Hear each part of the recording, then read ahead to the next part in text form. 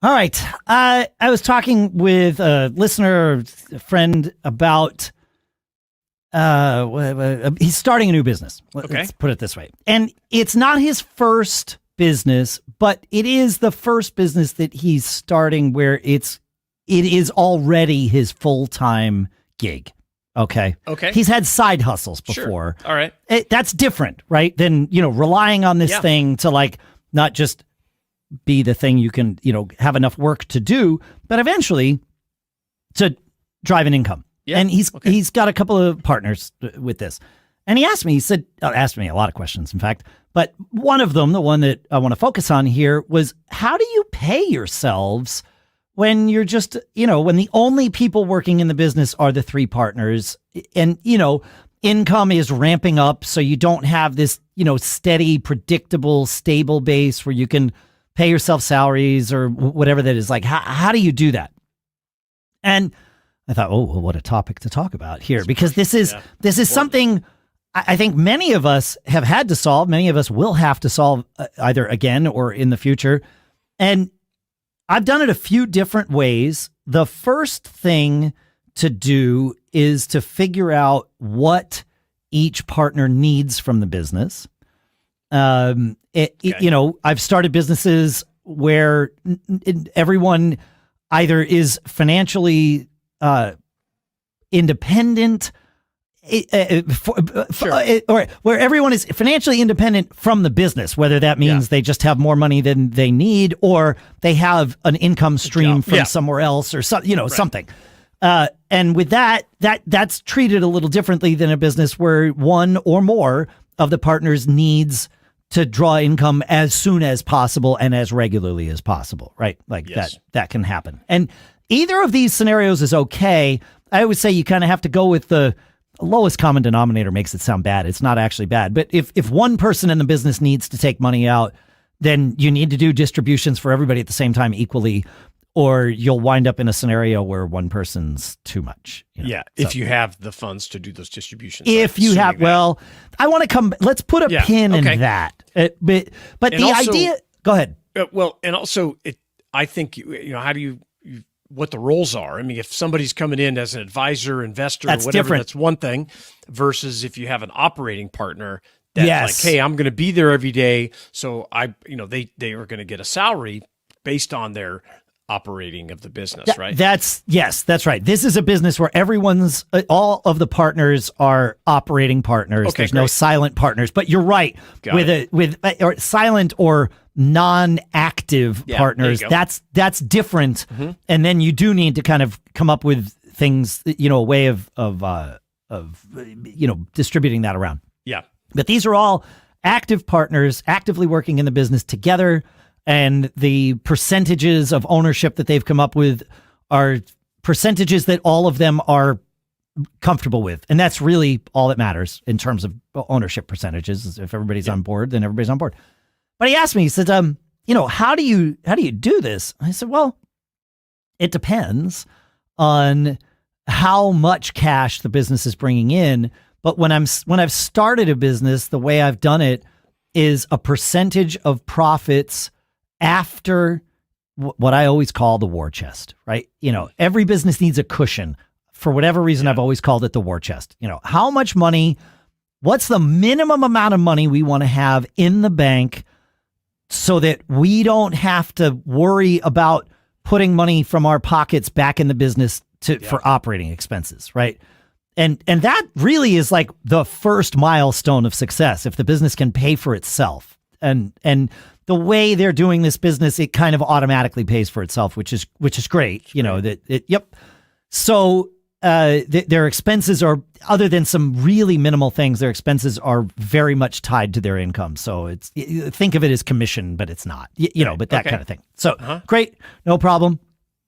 Once you've set whatever that minimum is, great. Then pick a time period. Monthly is what I've always chosen because it's not so frequent that it's a burden, but it's not infrequent. So every month on a specific day, that same day of the month, I've always done it where we go in and we take what we have in the bank, we subtract the previously agreed upon number of the minimum balance in the bank. War chest, yep. The war chest, yep. And whatever's left over, we distribute according to percentage ownership of the business. Again, as long as everybody's an active partner. If you had sure. Yeah.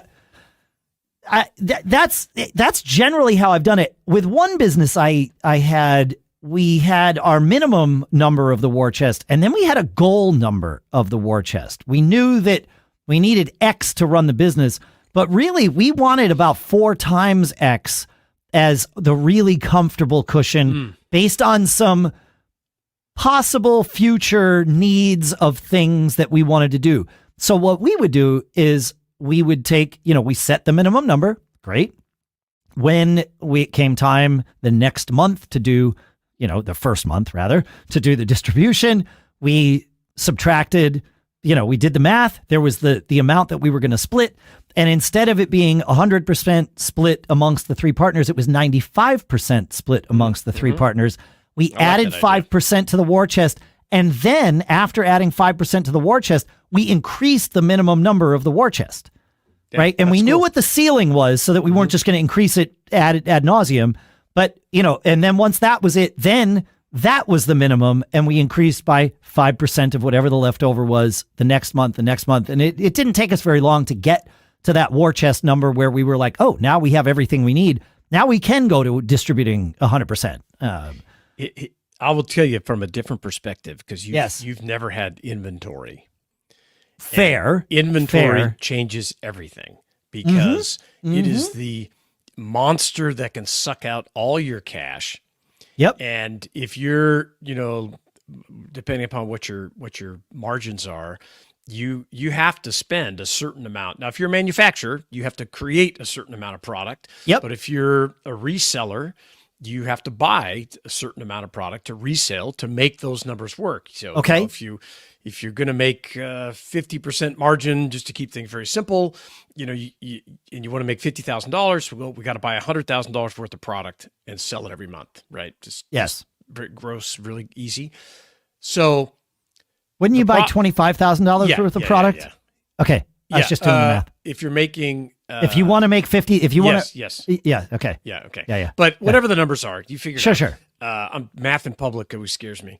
Yeah. But I got you. Yeah. But at the end, it's never as clean as you want it to be. It's not like, oh, well, we just drive that number down to 0 and at the end of the month we can see. It never is that way.